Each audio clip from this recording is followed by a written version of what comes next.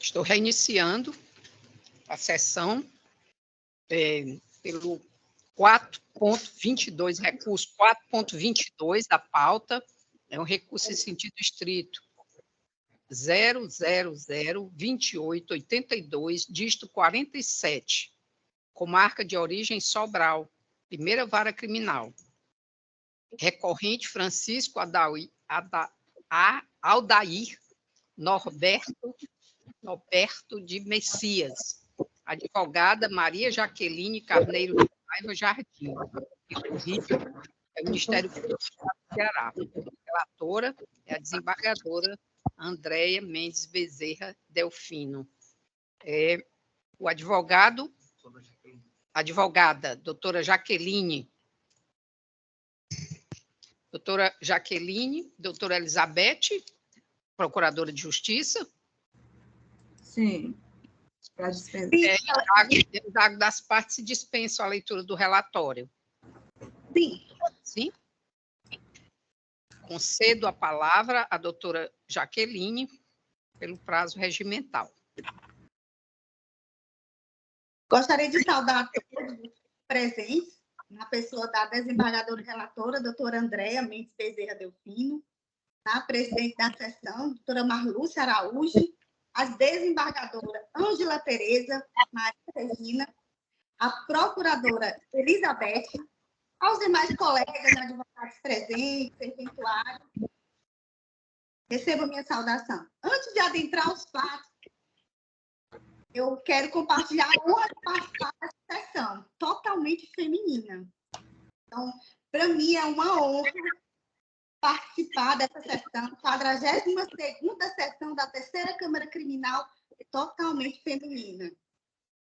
Então, eu me sinto acolhida, né, me sinto confortável, e dizer para as novas desembargadoras e procuradora Elizabeth, vocês são referência. Porque nós, mulheres, eu tenho muito isso comigo, temos um senso de justiça único. Iniciando a minha sustentação oral, eu vou situar as vossas excelências cronologicamente. O recorrente é o Francisco Aldair Norberto Messias, um jovem de 18 anos, preto e pobre. Estava com 27 dias que ele tinha completado 18 anos. O crime ocorreu no dia 3 de março de 2018. Uma jovem, Espanha, teve sua vida ceifada. Ela estava indo na casa do namorado e, próximos 300 metros da casa do namorado, ela sofreu um tiro. Não há testemunhas oculares, não há. Uma possível testemunha ocular é a mãe do namorado. Estava na calçada, junto com o namorado, aguardando. O namorado avistou a Espanha vindo, entrou. A mãe ficou. No relato dela, na página 4, ela fala o seguinte, que avistou a Espanha vindo, conversando com uma pessoa de bicicleta, que ele parecia ser alto, magro, alvo. Nós aqui do interior temos a mania de dizer que branco é alto, né? O meu cliente, ele é negro e baixo. Aqui a possível testemunha ocular diz que ele é branco e alto. E que estava de camisa branca e short amarelo, que não sabe quem é o executor, nem imagina. Então, a personagem, a Rachel Edvânia, o namorado que não viu, só escutou, a mãe, que poderia ser a possível testemunha ocular. Viu, mas não reconheceu, apenas falou da característica. Aí entra em jogo duas figuras, duas irmãs da vida,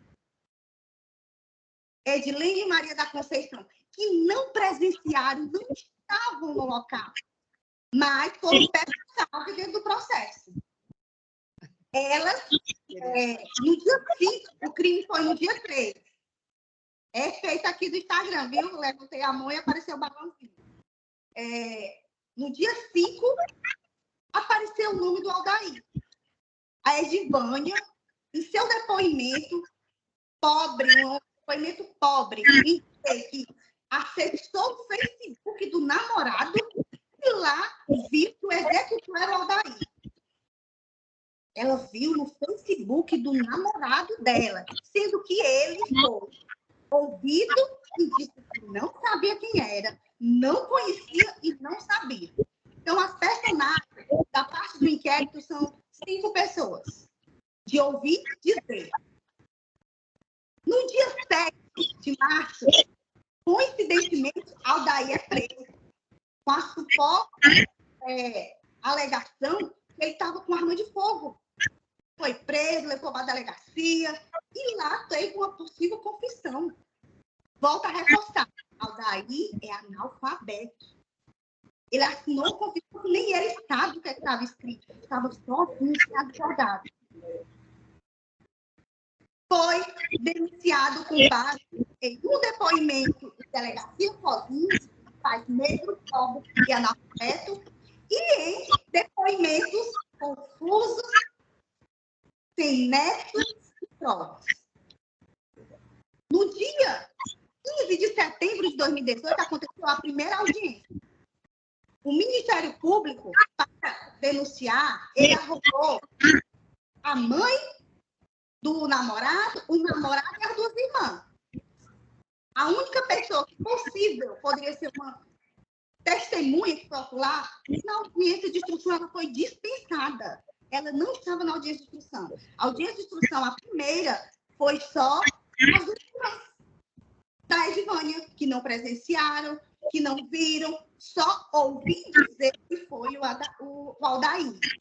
Estava em celular, em mensagem. Porém, dentro do processo, não consta nenhuma prova dessas mensagens. Elas também falaram o nome de outras pessoas que não foram investigadas. Não foi. Segunda audiência, no dia 22 de abril de 2019, tudo isso ele estava preso, viu? Ele estava lá preso. Nesse dia, foi ouvido o namorado e o recorrente. O namorado confirmou o que disse.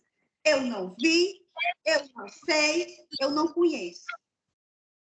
E lá, no dia da audiência de instrução, Aldair, antes o juiz disse, eu não falei nada disso, eu fui torturado na delegacia. Eu apanhei muito. O laudo, eu mostrei o laudo dentro do recurso que mostra, né, do corpo dele, que ele estava realmente machucado. Pernas e braços. Então, ele apanhou muito. E ele falou isso para o juiz na audiência. Doutor, eu apanhei muito. Ele deu o nome de delegado, falou. Mesmo assim, ele foi indiciado, baseado em ouvir dizer, porque não tem nada a não ser ouvir dizer, e um testemunho, que ele estava sozinho numa delegacia. E ele está sendo acusado também de organização criminosa, porque no celular dele, ele fazia parte de um grupo, o qual não encontraram uma movimentação dele.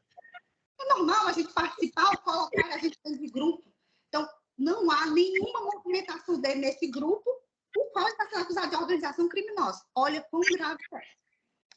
Vamos lá. O artigo 403 do Código de Processo Penal diz que para o juiz fundamentar uma pronúncia tem que ter a materialidade. Ou, realmente, não há o que contestar. Houve uma morte. Indícios de autoria. Indícios. Não há, excelências, não há. Não há nem o mínimo possível de indícios que esse jovem de 18 anos tenha cometido esse crime. Ele é um jovem magro, adolescente. E foi um tiro. Uma pessoa, para um tiro, matar é alguém que tem experiência. Pela minha labuta diária no criminal, eu tenho visto que para você matar a pessoa com um tiro, você tem que ter uma boa base. Reforço. Daí, réu primário. Nunca respondeu nada. Nem antes, nem posterior. Até hoje não se envolveu com nada. O que macula ele é essa acusação. É pacificado o entendimento dos tribunais que testemunha que não presencia fatos, que apenas ouviu dizer, não constitui testemunha efetivo. É frágil, é inconvincente para uma pronúncia. Né? Não se pode admitir no Estado democrático como o nosso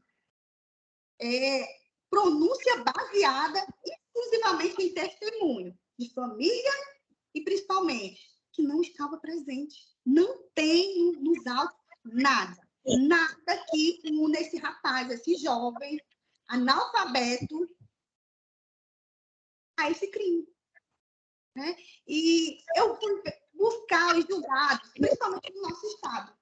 E eu fiquei imensamente feliz quando eu encontrei julgados bem recentes, qual a nobre desembargadora Marlúcia foi a relatora, que realmente situações similares foi realmente impronunciada. Né? A sentença foi formulada. Data vez, se me permitem, eu gostaria até de dizer o número desses dois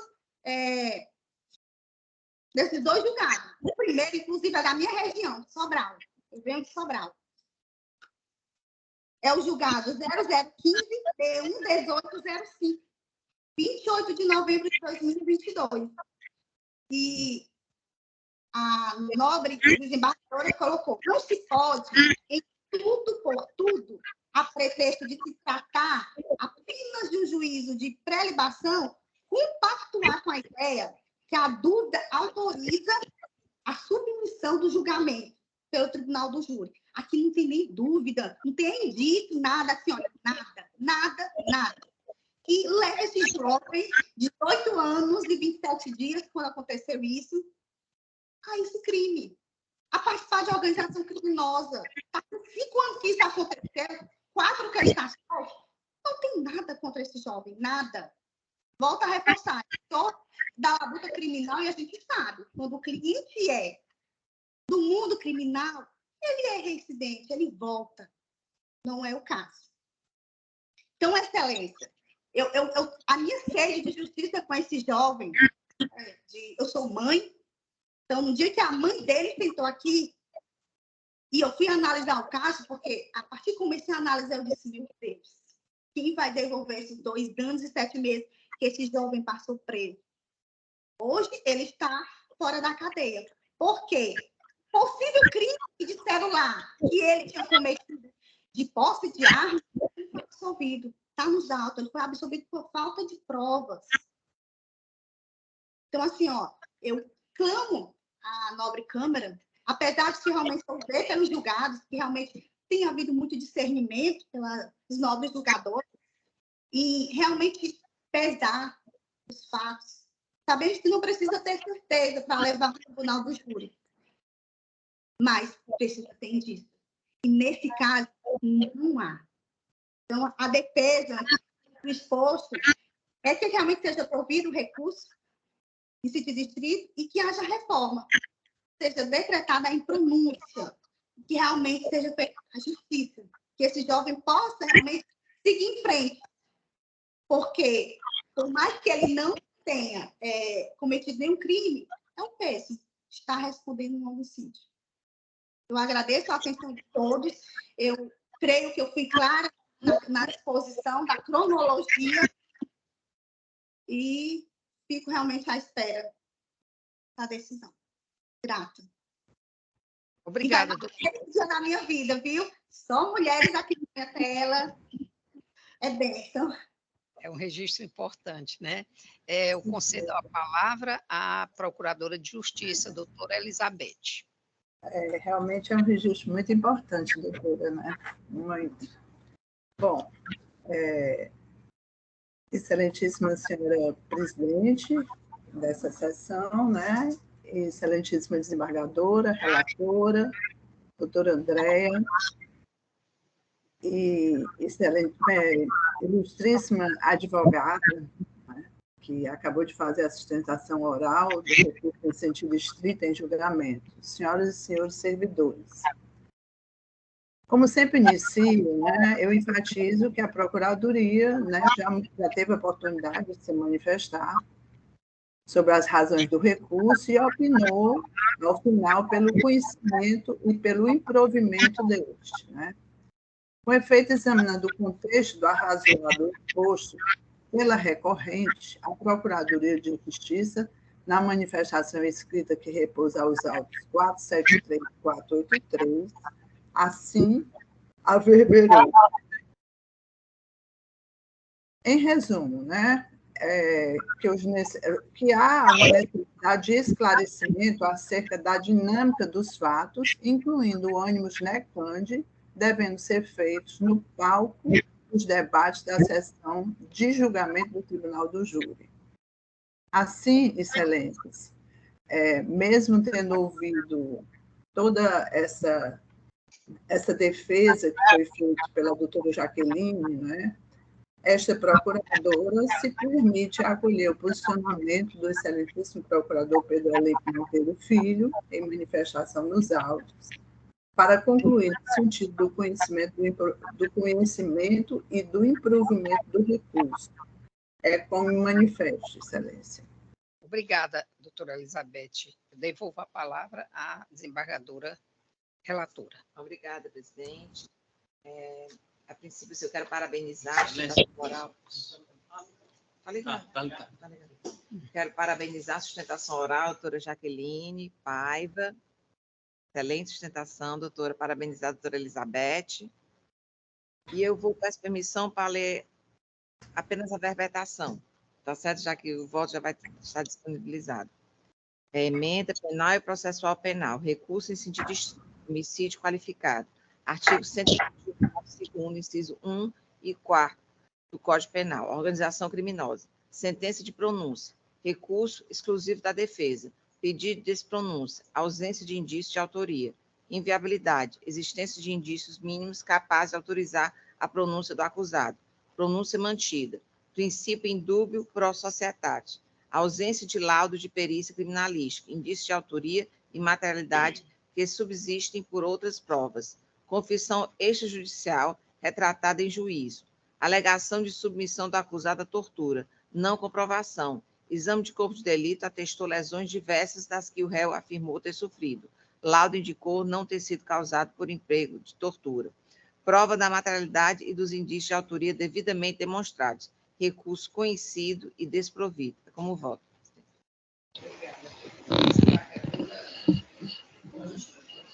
Confirmo o voto provisório e acompanho o voto da relatora.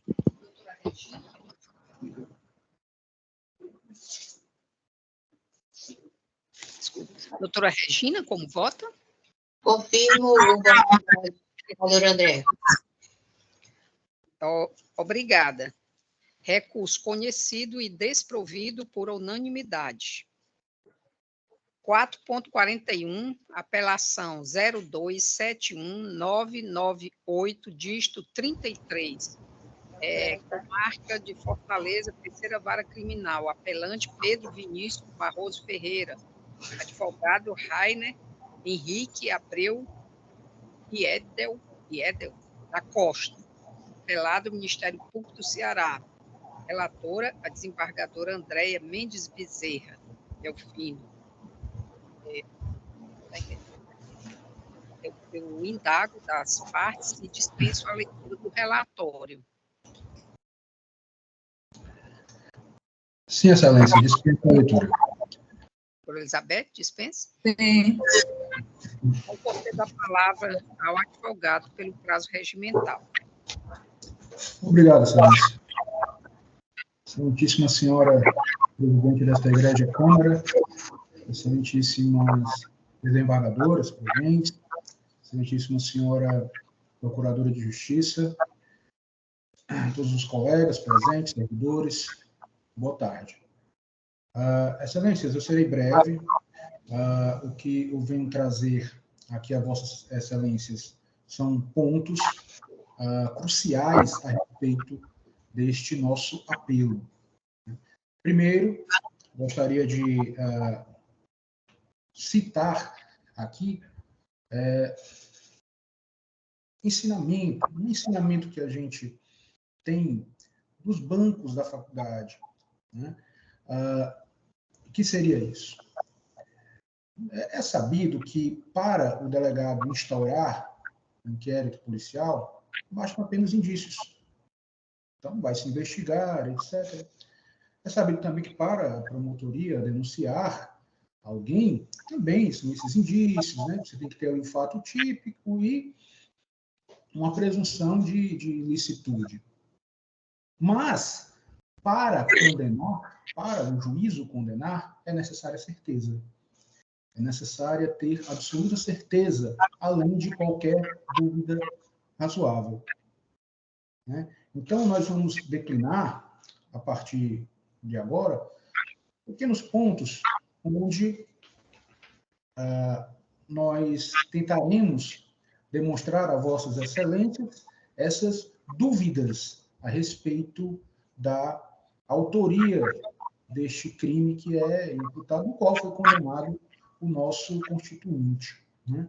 Primeiro ponto 1, dos depoimentos colhidos, resta evidente que o réu era motorista de aplicativo.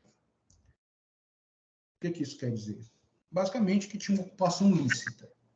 Se nós observarmos todos os depoimentos colhidos, tanto em fase de inquérito policial quanto em fase instrutória. Segundo, a vítima não reconheceu o réu nem na delegacia e nem na própria audiência de instrução e julgamento, já que o Ministério Público dispensou a oitiva da vítima. No ponto 3, né, o juiz Acó declinou que o réu seria um dos autores do crime. Então, esse declínio, nós subentendemos que foi um declínio cabal, que o juízo teria certeza absoluta a ponto de condená-lo também pela prática desse delito.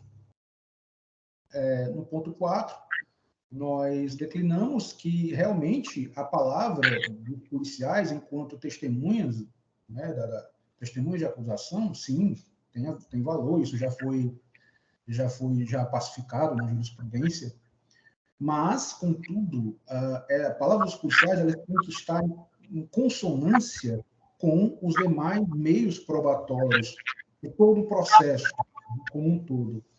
Inclusive, nenhum dos policiais demonstram cabalmente ser Pedro Vinícius um dos autores do roubo. Né? E ponto 5, a vítima ela não foi ouvida em juízo.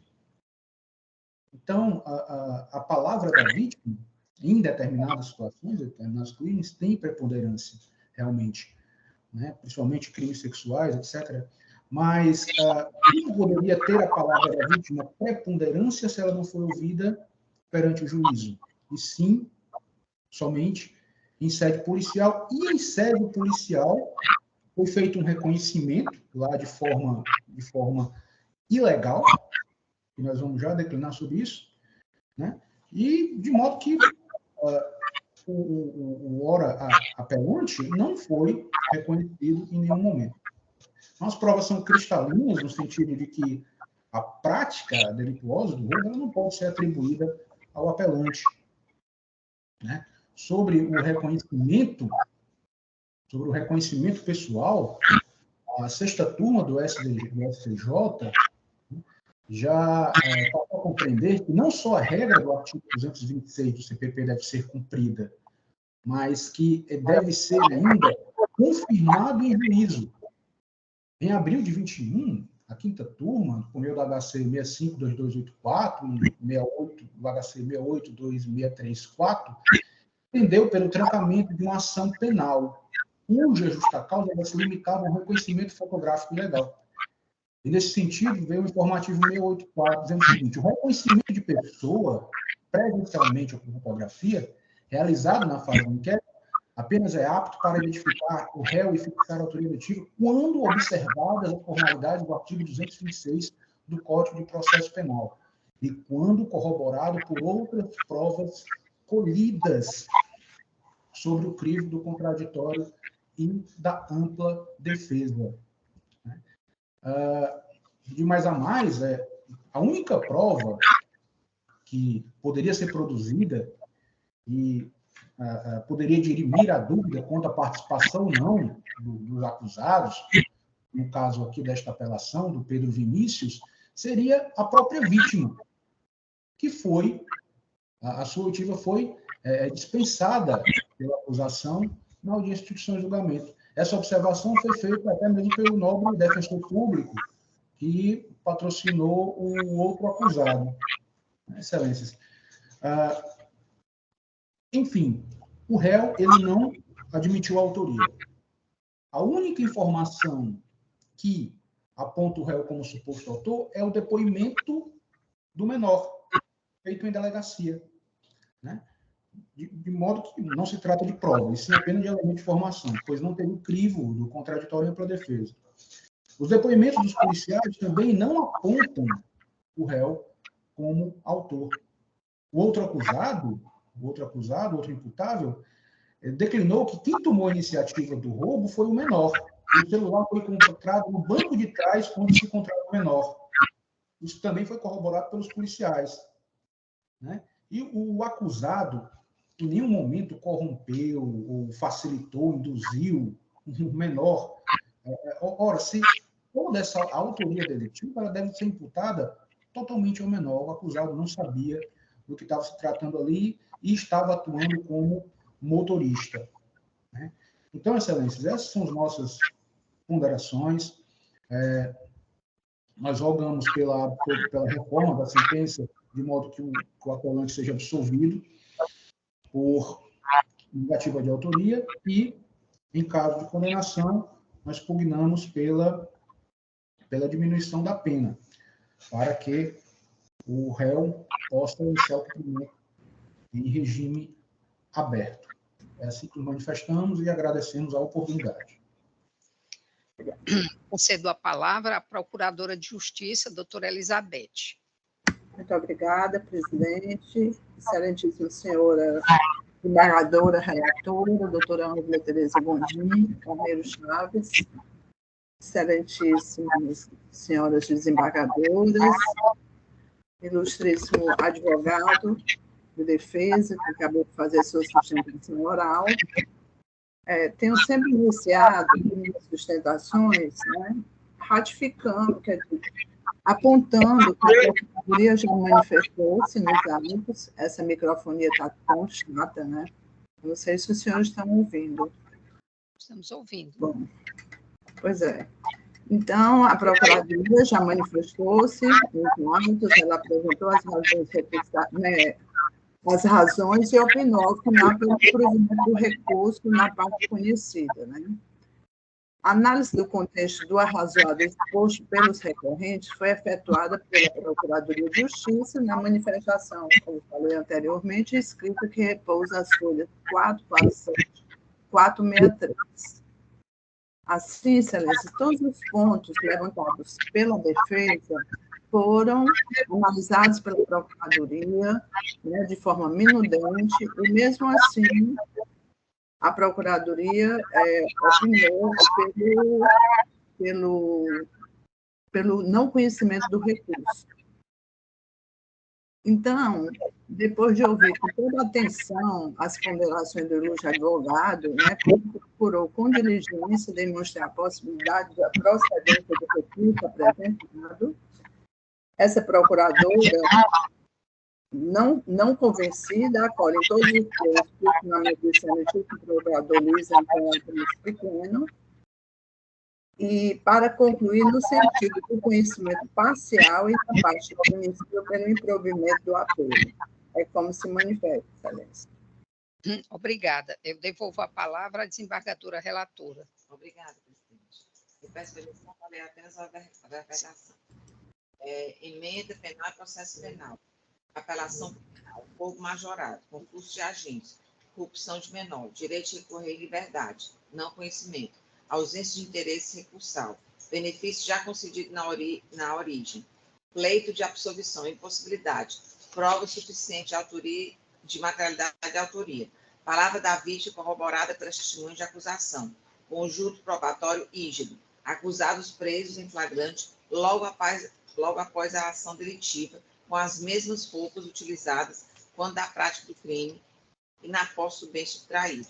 Apelante que permaneceu no veículo e prestou apoio na fuga. Reconhecimento pessoal, desnecessidade, existência de outros elementos de convicção que demonstram a autoria do delito. Dosimetria da pena, pretensão de fixação do mínimo legal, não conhecimento, ausência de interesse recursal, reprimenda aplicada corretamente, manutenção do regime semiaberto, recurso parcialmente conhecido e desprovido. É como voto, senhor. Obrigada. Como vota a desembargadora Ângela? Eu acompanho o voto da eminente relatora. Como vota a doutora Regina? Acompanho a relatora. Obrigada. Recurso parcialmente conhecido e desprovido por unanimidade. 4.56. Apelação número 0037.160, dígito 19. Comarca de Fortaleza, Vara de Delitos de Organizações Criminosas. Apelante JPM do N. Advogados Rafael Pimentel de Oliveira Melo e outro. Apelante DBF. Apelante R de SM. Advogado Oséias de Souza Rodrigues Filho. Apelado Ministério Público. Relatora, desembargadora Ângela Tereza Gondim Carneiro Chaves. Está em mesa? Sim, excelência. Eu indago das partes e dispenso a leitura do relatório. Sem objeção, excelência. Sim, excelência. Concedo a palavra ao advogado para sua sustentação oral. Doutor Oséias Rodrigues.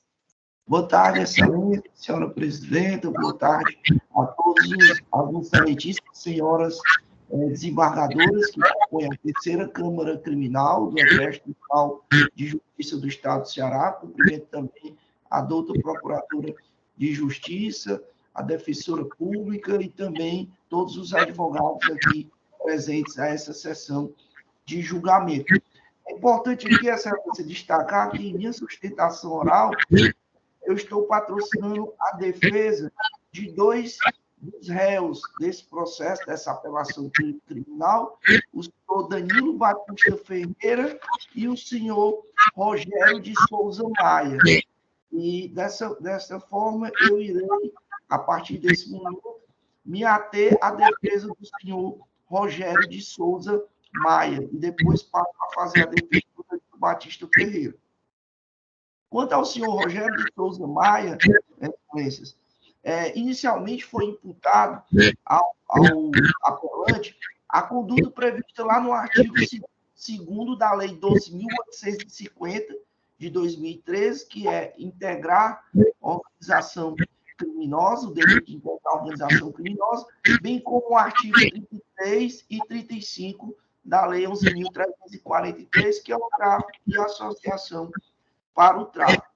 No que tange ao delito de integrar a organização criminosa, o recorrente ele foi absolvido na sentença proferida nos autos da ação penal e foi condenado pelo crime previsto no artigo 33 e 35 da Lei 11.343. E no que diz respeito a essa condenação do tráfico de drogas e da associação para o tráfico, é importante aqui destacarmos o que foi utilizado para justificar esse decreto condenatório pelo crime de tráfico de drogas. O que o colegiado da Vara de Delito de Organização Criminosa utilizou para condenar por tráfico de drogas foi a existência de três áudios em que o senhor Rogério de Souza Maia sequer é um dos interlocutores desses áudios, e que nos áudios se fazem menção a um suposto, a uma pessoa conhecida como Panela, além de outros indivíduos que foram citados, que foram referidos nesses áudios. Percebam que o recorrente, Rogério de Souza Maia, ele não era alvo dessas interceptações. Essas interceptações, elas ocorreram por 3 períodos. Somando cada um 15 dias, eu tenho 45 dias de interceptações e nenhum dos períodos de interceptação, o Rogério de Souza Maia, ele foi alvo e ele foi um dos interlocutores dessa conversa. Ele sequer chegou a ser alvo na representação formulada pelo afastamento do sigilo telefônico. E não há, além de não existir nenhum áudio, excelência, em toda a investigação e durante todo o processo, toda a ação penal, sequer sabia o nome exato do Rogério de Souza Maia, porque todo momento ele era tratado como José Rogério de Souza Maia. E em diversas oportunidades eu chamei a atenção, pedi ao magistrado que fosse retificado o nome dele. E o nome dele seria Rogério de Souza Maia e não José Rogério de Souza Maia. E na sentença, ao condenar o Rogério de Souza Maia,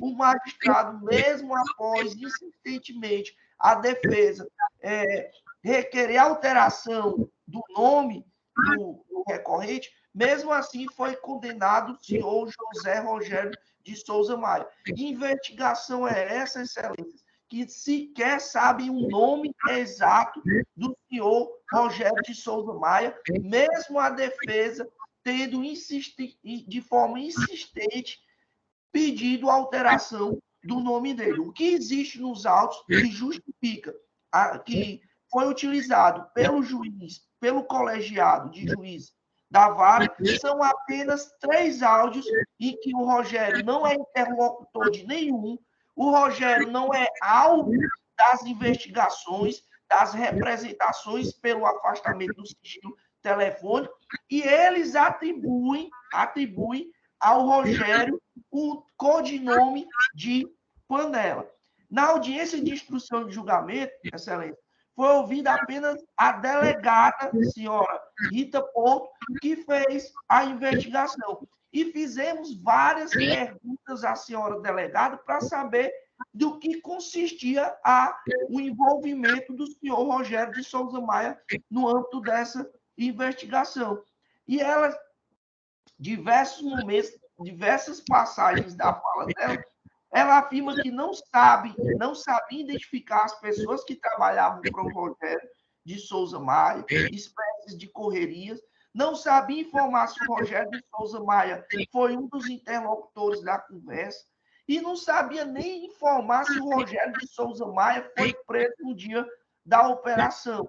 Não sabia nem disso, quando, na verdade, ele foi preso no dia em que a operação foi deflagrada. Então, não há elementos que se justifiquem uma condenação pelo crime de tráfico de drogas. Outro ponto aqui importante que precisamos observar, excelência, é a ausência de apreensão de drogas, a ausência de provas da materialidade do crime de tráfico. Não foi apreendida nenhuma droga alguma na posse do senhor Rogério de Souza Maia e de nenhum dos investigados.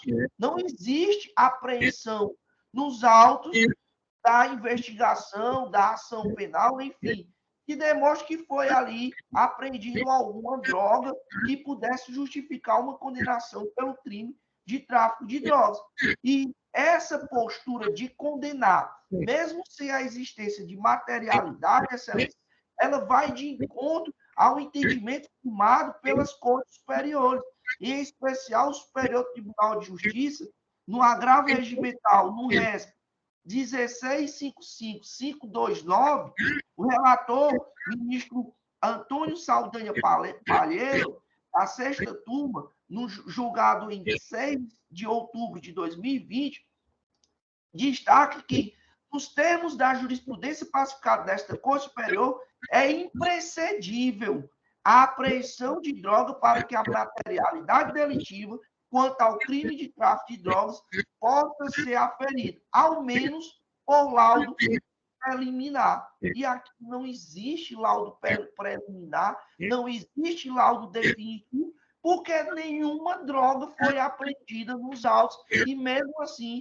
o Rogério de Souza Maia foi condenado pelo tráfico de drogas. Cito também, excelência, para justificar a absolvição do Rogério de Souza Maia, o HC 605-603, de relatoria do ministro Ribeiro Dantas, da 5ª turma, julgado em 23 de março de 2021. Nesse julgamento, é importante aqui destacar, excelência, que a 3ª turma uniformizou o entendimento de que a ausência do laudo definitivo toxicológico implica na absolvição do acusado, em razão da falta de comprovação da materialidade delitiva, e não na nulidade do processo. foi ressalvada ainda a possibilidade de se manter o EDEC quando a prova da materialidade delitiva está amparada em laudo preliminar, dotado de certeza idêntica ao definitivo. Aqui foi mantido o decreto condenatório porque existiu um laudo preliminar. Nos autos que estamos tratando, e que está em julgamento, não existe laudo preliminar, não existe laudo definitivo. Pelo contrário, não existe nenhum elemento que prove que o Rogério de Souza Maia estivesse praticando o crime de tráfico de drogas. O questionamento que se faz é, em situações como essa, que não há apreensão de droga, que não há materialidade delitiva, que não há existência de um laudo toxicológico, seja preliminar, seja definitivo. Isso é motivo para se decretar, para se condenar um indivíduo pela prática do crime de tráfico de droga. É isso que vai ser dito no julgamento de hoje. E aí eu também utilizo como fundamentação para afastar essa condenação o que dispõe o próprio artigo 42 da Lei 11.343, que quando o juiz ele vai fixar a pena, ele tem que observar, além dos critérios trazidos lá no artigo 59, enquanto circunstâncias judiciais, ele tem que observar também o artigo 42, quando se trata de crime da lei de drogas, a quantidade e a natureza da droga. Como é que eles observaram o artigo 42 se o magistrado, se o colegiado não é capaz de identificar a natureza e a quantidade de droga, se não uma droga foi apreendida, como é que se justifica a condenação de um indivíduo pelo tráfico de drogas? E outro detalhe, excelência, se passaram dois anos investigando, 2 anos dessa operação, nenhuma droga foi apreendida na posse do senhor Rogério de Souza Maia, que foi absolvido do crime de integrar organização criminosa. E aqui eu uso como referência para justificar também a absolvição no crime de tráfico de drogas, a própria passagem, o trecho da sentença em que o colegiado destaca a simples referência de que os acusados são membros ou promoviam a referida facção criminosa não se presta a embasar um decreto condenatório, sendo necessária a realização de maior diligência para a apuração de tão grave delito. O colegiado, ao absolver o ora recorrente do crime, do delito de integrar a organização criminosa, utiliza esse fundamento para absolvê-lo do crime, do delito de integrar a organização criminosa. Esse mesmo fundamento poderia ter sido utilizado e pode ser utilizado para justificar uma absolvição no crime de tráfico de drogas que foi atribuído ao ora recorrente. No que diz respeito, excelência, ao recorrente Danilo Batista Ferreira, cujas razões encontram-se nas folhas 3.093 a 3.130, é importante destacar algumas questões preliminares. E aqui eu passo a citar. Ele também foi acusado, inicialmente, pelo crime pelo delito de integrar a organização criminosa, tráfico e associação para o tráfico.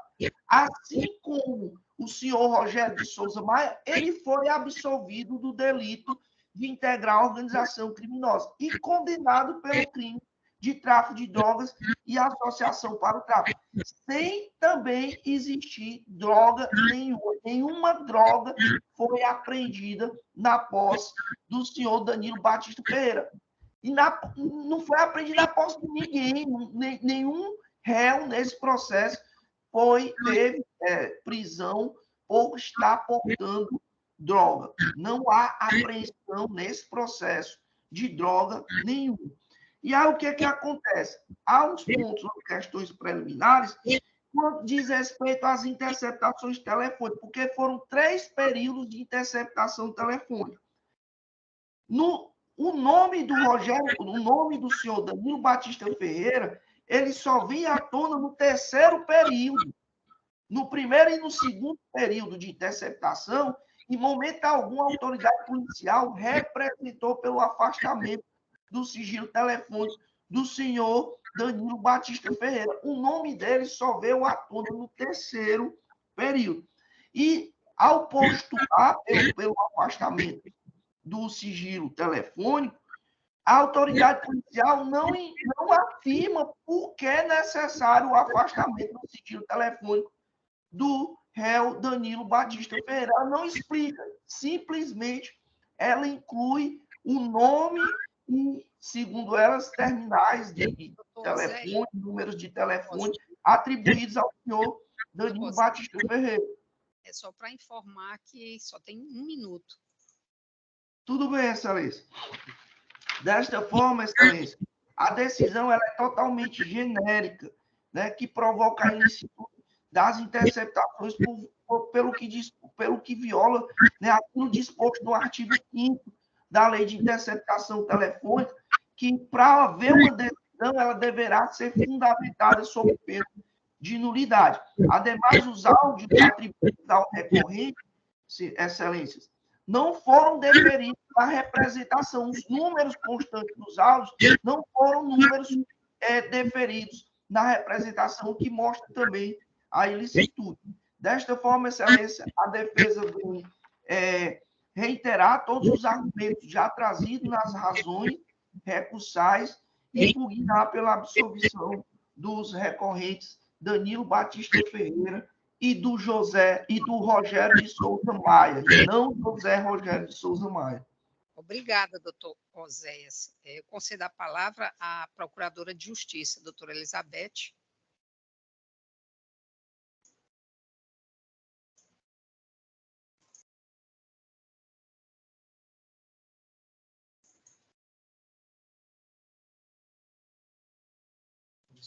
Sim. Doutora Marlúcia, a senhora... É porque eu caí, aí entrei agora pelo celular, porque não estava dando certo no computador, né? Entendi. Essa apelação é a 456, não é isso? Sim, 4.56.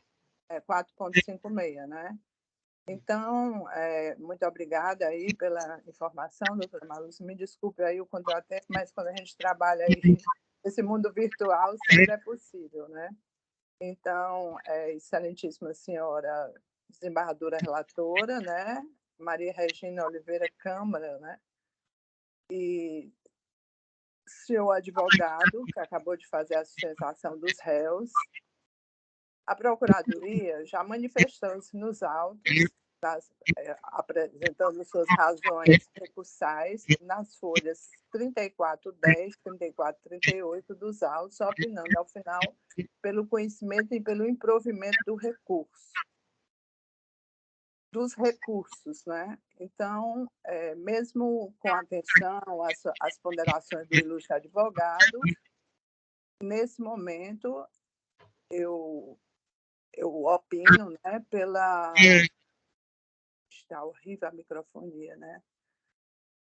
Conforme notadamente acerca dos pedidos de interceptação telefônica e de quebra de sigilo, assim, acolho em todos os seus termos o posicionamento da Procuradora de Justiça e Juíza Maria Bezerra Oliveira Carvalho e concluo no sentido do conhecimento e do improvimento do recurso. É como manifesto. Desculpe. Obrigada, doutora Elizabeth. Devolvo a palavra à desembargadora relatora. Muito grata, excelência. Parabenizo o doutor Oséias, a quem tive a oportunidade de atender no gabinete, doutora Elizabeth, e peço licença para ler apenas a ementa, porque o voto é um voto bastante alentado, é um voto exaustivo, foi uma sentença que foi muito esmiuçada, quase 120 páginas de decisão. Então, eu venho para ler só a ementa e, tão logo seja julgado, ao fim da sessão, eu disponibilizo a íntegra do voto nos autos do processo. Penal e processual penal, apelação. 3 apelantes, organização criminosa, tráfico de drogas e associação para o tráfico. Operação, entre aspas, covardes. Preliminar de nulidade das interceptações telefônicas. Descabimento, interceptações telefônicas autorizadas judicialmente, prorrogações em conformidade com o artigo 5º da Lei de Regência, necessidade de renovação do prazo diante da complexidade dos crimes e da quantidade de envolvidos, mais que 50. Precedentes do STJ, decisões devidamente fundamentadas. Sobre essa preliminar, a defesa do apelante Danilo Batista afirma que os áudios das interceptações telefônicas foram obtidos de forma ilegal, sem decisão judicial fundamentada. Descabimento. Analisando os autos, pode-se constatar que os pedidos de interceptação telefônica, as prorrogações de prazo da medida, inclusão de novos alvos, relatórios de interceptação e decisões judiciais constantes nos autos digitais de número 00/1204/94/2019 são acessíveis a todas as partes. Todas as conversas gravadas e mencionadas na denúncia encontram-se albergadas por autorização judicial para interceptação telefônica. A autoridade judiciária, em primeiro grau, declinou as razões pelas quais entendeu que se encontravam presentes os requisitos legais para o deferimento dos pedidos de autorização e de prorrogações da interceptação, em análise dos elementos de investigação até então apurados. Preliminar rejeitada. Mérito recursal. Recurso do apelante João Paulo Mesquita do Nascimento. Pleito absolutório quanto ao crime de organização criminosa. Descabimento. Autoria e materialidade comprovadas. Conjunto probatório suficiente a atestar a participação do apelante na crime PCC. Caracterização das elementares do tipo penal. Associação criminosa composta por mais de 4 pessoas, estruturalmente ordenada e caracterizada pela divisão de tarefas, com o objetivo de obter vantagens econômicas mediante a prática de várias infrações penais. Ainda em relação a este réu, pleito absolutório quanto ao crime de tráfico de drogas, improcedência, autoria e materialidade comprovadas, conjunto probatório suficiente, autos que comprovam a atuação do recorrente na intermediação de venda de entorpecentes, não apreensão de drogas, atividade ilícita que resta demonstrada por outros meios de provas, precedentes. Quanto a esse tópico, observei que o ilustre advogado, em sua sustentação oral, reforçou muito essa questão da materialidade do tráfico de drogas em relação à carência de materialidade. No voto, eu relaciono uma série de precedentes. Está dando eco.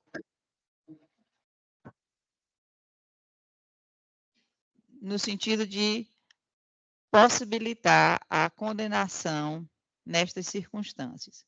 Ainda em relação a esse réu, ele questiona a dosimetria da pena. Há um pleito de aplicação da pena base no mínimo legal para ambos os delitos a que restou condenado, impossibilidade.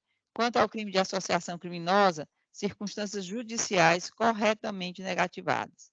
Solicita a redução da pena aplicada ao crime de tráfico de drogas, circunstâncias do crime negativadas em desconformidade com a jurisprudência majoritária. Neste ponto, foi acolhido o pleito. Detração da pena, matéria de competência do juízo da execução da pena. Direito de recorrer em liberdade, descabimento, manutenção dos fundamentos que levaram à decretação da prisão preventiva, manutenção da custódia cautelar.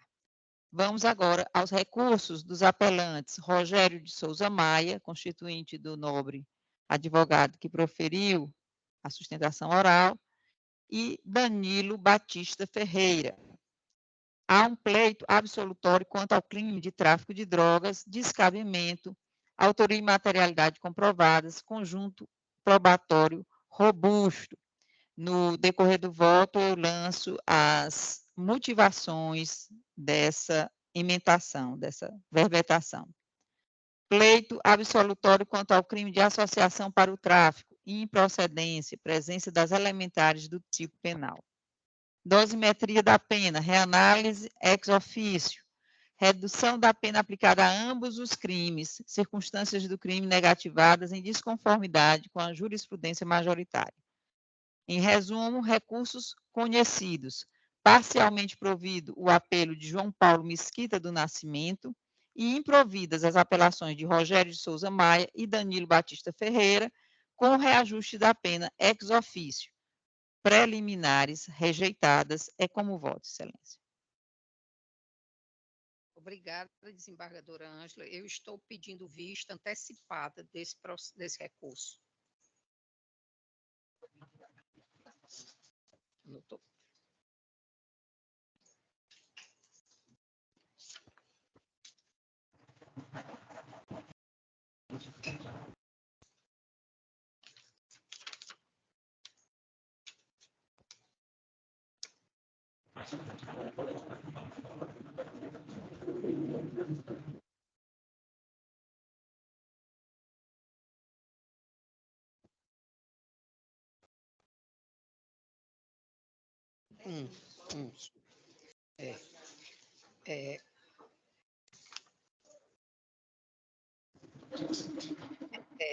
O 4.66, apelação número 0018957, dígito 68, com marca de origem Eusébio, vara única criminal. O apelante GB. Advogada Vládia de Souza Ferreira. Apelado AAOM. Advogado Rogério Feitosa Carvalho Mota. Relatora, a desembargadora Ângela Tereza Gondim Carneiro Chaves. Advogada que vai fazer a sustentação oral, doutora Vládia? Não. Doutor Rogério Feitosa? Está em sala? Foi não, presidente. Estou, desembargadora. Doutor Rogério, eu observando aqui o sistema, pude verificar que o seu pleito foi atendido. Ótimo, está ótimo. Na verdade, foi desatendido o pleito. Foi desatendido o pleito, mas a sua intenção realmente foi atendida, uma vez que o pleito foi rejeitado, né? O recurso de apelação não conhecido. Ótimo, desembargadora. Então, agradeço a atenção e desejo um bom trabalho ainda. O resto de sessão a todos. Obrigada, doutor Rogério.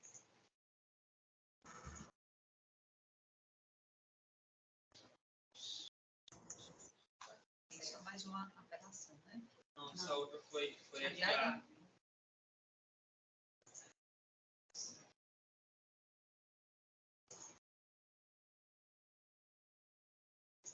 Encerrada esta etapa, passaremos, então, aos processos em destaque.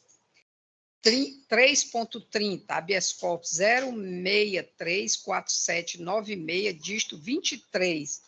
Relatora, doutora Maria Regina. Adiado. Confirma, doutora Regina? Adiado, desembargador. Ok. 3.32, habeas corpus 0635911, dígito 79, retirado de mesa. Confirma, doutora Regina? Retirado de mesa. Retirado de mesa, desembargador.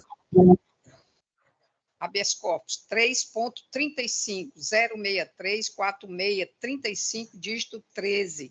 É adiado. Confirma, doutora Regina? Adiado, confirmo. 3.42, é um conflito de jurisdição. 0003968, dígito 93, retirado de mesa. Confirma, doutora Regina? Confirmo, doutora.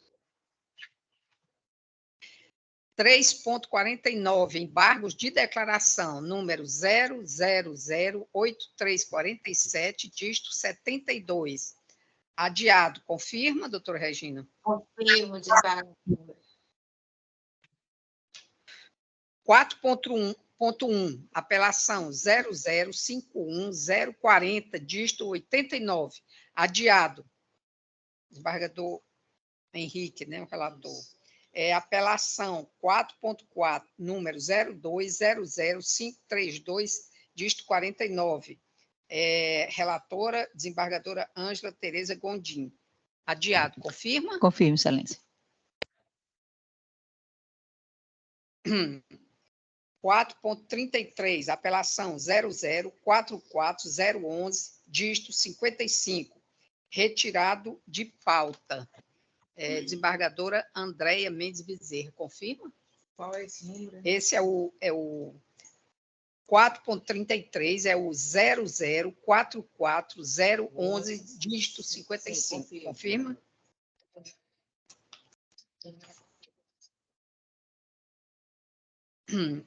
4.36, apelação 000-2041, dígito 38. A relatora, desembargadora Andréia Mendes Bezerra. Adiado, confirma? Confirmo. 4.60, apelação 0171003, dígito 51. Relatora, desembargadora Ângela Tereza Gondim. Adiado, confirma? Confirmo, excelência. 4.78, apelação 0200-474, dígito 55. Relatora, doutora Maria Regina. Adiado. Confirma, doutora Regina? Confirma? O microfone desligado? Desculpa. Confirmo. Obrigada. Adiante. Encerramos essa etapa. Agora vamos à etapa seguinte: processos pendentes de votação e ou voto divergente. 3.35, habeas corpus 063-5090, dígito 75, da minha relatoria. Falta o voto de quem? As duas? Eu vou pedir vistas. Vista? Então, vista concedida. O ponto da relatora foi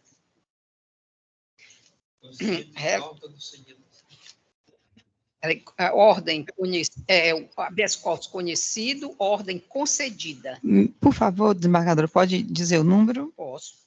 É o 06-35-090, dígito 75, habeas corpus. Muito obrigada.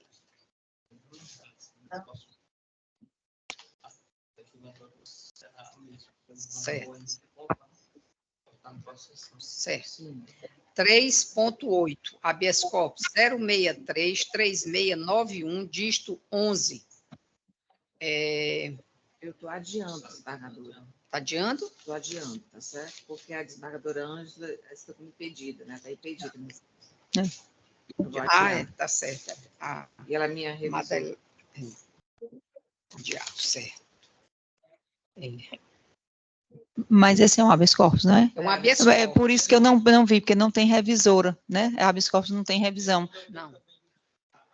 Porque, na verdade, quando eu sou revisora, eu presto muita atenção nisso, mas como habeas corpus é extra pauta... 4.3, apelação 00-121-5108, é adiado da sessão do dia 14 de 11. Relatora, desembargadora Ângela Tereza Gondim. Quem falta votar? Aí? Desembargadora Marlúcia. Eu peço vista.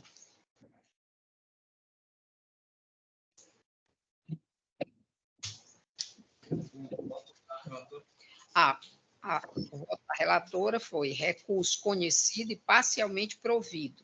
Sentença reformada em parte. 4.6, apelação 00-12-404, dígito 21, da minha relatoria. Quem não votou? Desembargadora Ângela. Excelência, eu fiz uma observação no chat. Da prescrição... Sim, superveniente. Já é porque a senhora fez, né? Já, eu não tinha visto. Prescrição superveniente. Então, acompanho Vossa Excelência. Conhecido, parcialmente provido e prescrição superveniente reconhecida de ofício. Apelação 00-12-887, dígito 51, da minha relatoria. Quem falta votar? Eu acompanho, Excelência, Vossa Excelência. conhecido e parcialmente provido. 4.12, apelação 0200-106, dígito 03, da minha relatoria. Conhecido e provido. Voltou? Exatamente em relação àquela situação de invasão de domicílio. Vossa Excelência conhece e declara a ilicitude da prova, considerando que houve violação de domicílio. E eu, observando aqui a descrição dos fatos, eu peço vênia, sempre com muito respeito, para divergir, porque aqui havia indicação de um endereço, Vila Dom Bosco, número 35, Santa Teresa, em Juazeiro do Norte. Então, havia uma notícia de que o apelante, ele estava em situação de flagrante delito. A polícia visualizou quando ele pulou o muro da sua residência.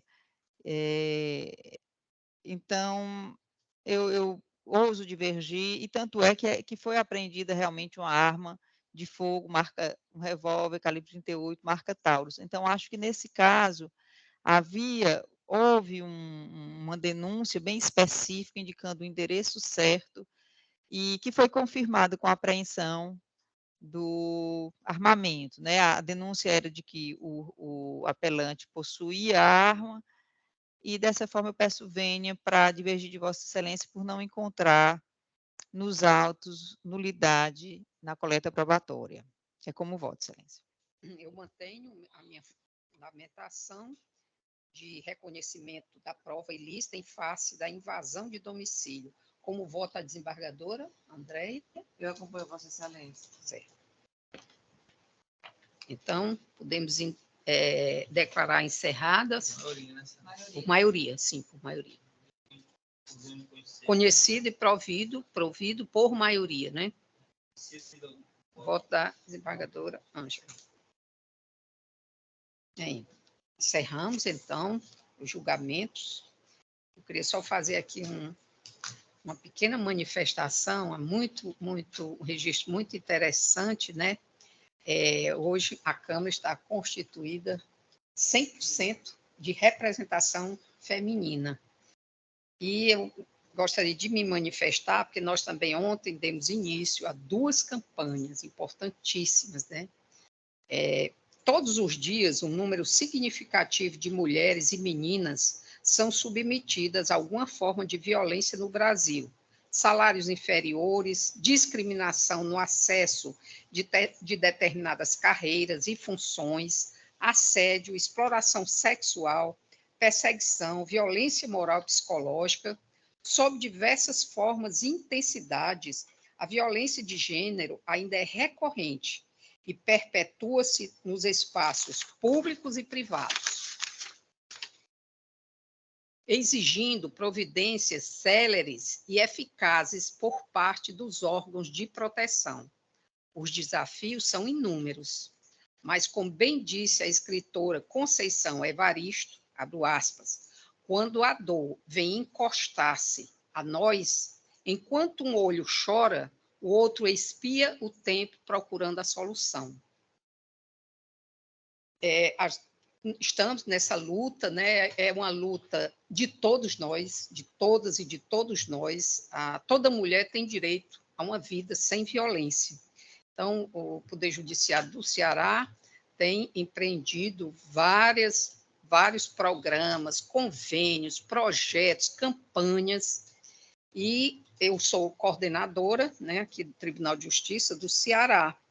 Esse enfrentamento propõe-se a abranger a complexidade da temática, englobando ações de combate, de prevenção, de assistência às vítimas e de garantia de direitos. Portanto, ontem iniciamos a Semana da Justiça pela Paz em Casa, e a outra campanha 21 dias de ativismo pelo fim da violência doméstica. Temos muitos programas, né? A programação está bem repleta mesmo, até o dia 21, e eu convido a todos, a todas, né, a assistirem. Essa programação vai estar disponível, já está disponível. Alguns eventos já estão sendo disponibilizados no site do Tribunal de Justiça do Ceará. Então, essa minha mensagem que eu queria fazer, esse encerramento, né? É interessante a coincidência, a Câmara hoje constituída 100% da representação feminina, e a gente dando início a essas duas campanhas. Eu agradeço a todos. Desembargadora, eu gostaria, doutora, só de uma palavra, né, de parabenizar o Tribunal de Justiça por essa campanha, né, e dizer que toda essa situação que a gente hoje vivencia, né, e, aliás, hoje a gente debate, porque vivencia isso há muito tempo, isso era uma coisa crônica, né, e hoje nós estamos dialogando. Então, são situações, né, que nos constrangem, né, e nos convocam. E é isso que eu acho que o Tribunal de Justiça hoje está constrangido, está convocando a modificar essa situação, né? Muito parabéns mesmo, né? Estou muito feliz de estar sentada aqui, mesmo que virtualmente, numa mesa só das mulheres, né? De mulheres, né? Essas guerreiras, né? Muito obrigada aí. E um abraço a todas. Doutora Elizabeth, muito obrigada. Doutora Wanda. Desembargadora Marlúcia, eu queria parabenizar aí por ter passado esse período aí pela presidência, muito bem conduzido, né, por Vossa Excelência. E dizer que hoje realmente era para ter essa bancada feminina mesmo, porque hoje quem era para estar na Defensoria, hoje quem era para estar era o doutor Caetano. E eu me entrevista, e ele falou, e ele conversou comigo, e eu estou hoje aqui, né, participando da sessão. Então, foi realmente, assim, algo que aconteceu e nos alegra, né, de saber dessa força feminina, né, de estarmos hoje aqui compondo essa sessão. Obrigada, doutora Wanda. Eu estou encerrando, né, a substituição do nosso presidente, do desembargador Henrique, estará retornando na próxima sessão, e quero dizer que, como disse no início, não é difícil divergir. Aliás, eu sempre estou divergindo muito, muito, né, aqui, mas difícil é substituir o desembargador Henrique, né, na presidência da Câmara.